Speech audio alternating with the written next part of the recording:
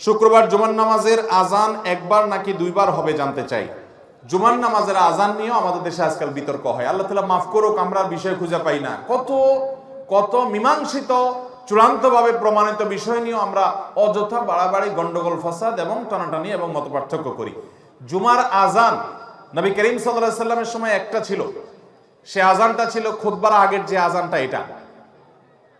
যেহেতু পরবর্তীতে মুসলমানদের সংখ্যা অনেক বেড়ে গেছে মদিনাতে এবং প্রচুর পরিমাণ মুসলমান হওয়ার কারণে ওই আজান শুনে মানুষ জুমাতে আসতে পারতো না, সেজন্য খলিফাতুল মুসলিমিন, ইসলামের তৃতীয় খলিফা উসমান ইবনে আফফান রাদিয়াল্লাহু তাআলা আনহু, তার শাসন আমলে তিনি যখন খলিফা হয়েছেন তিনি জুমার প্রথম আজান চালু করেছেন এবং তিনি যেটা চালু করেছেন সমস্ত খলিফা এবং অন্যান্য খোলাফায়ে রাশেদা যারা ছিলেন তারা সবাই এটাতে সম্মতি দিয়েছেন।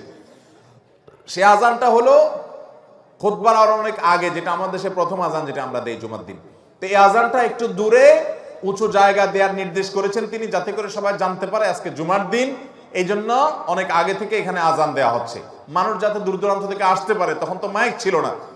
এই আমলটা যেহেতু সাহাবীরা সবাই মেনে নিয়েছেন এবং অন্যান্য খলিফা, পরবর্তী খলিফা আলী রাদিয়াল্লাহু আনহু মেনে নিয়েছেন, সমস্ত সাহাবা ইকরাম কেউ কোনো প্রশ্ন তোলেন নাই। অতএব আজকের যুগে যদি কেউ প্রশ্ন তোলে তাহলে বুঝতে হবে সে সাহাবীদের চাইতে দিন 1 ইঞ্চি বেশি বুঝছে। সাহাবীদের চাইতে দিন বেশি বোঝা, এটা লক্ষণ ভালো হতে পারে না। ভাইরা আমার, নবী করিম সাল্লাল্লাহু আলাইহি সাল্লাম বলেছেন, আমার পরে তোমরা আবু বকর, ওমরকে, খোলাফায়ে রাশেদাকে অনুসরণ করবে।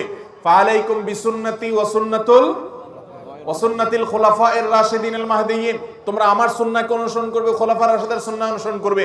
অতএব খোলাফায়ে রাশেদার সুন্নাহকে অনুসরণ করার নির্দেশ নবী সাল্লাল্লাহু আলাইহি ওয়াসাল্লাম করে গেছেন। সে আলোকে জুমার প্রথম আজান এটাও সুন্নাহ সম্মত, এটা সুন্নতে খলিফা, আর জুমার দ্বিতীয় আজান এটা সুন্নতে রাসূল সাল্লাল্লাহু আলাইহি ওয়াসাল্লাম।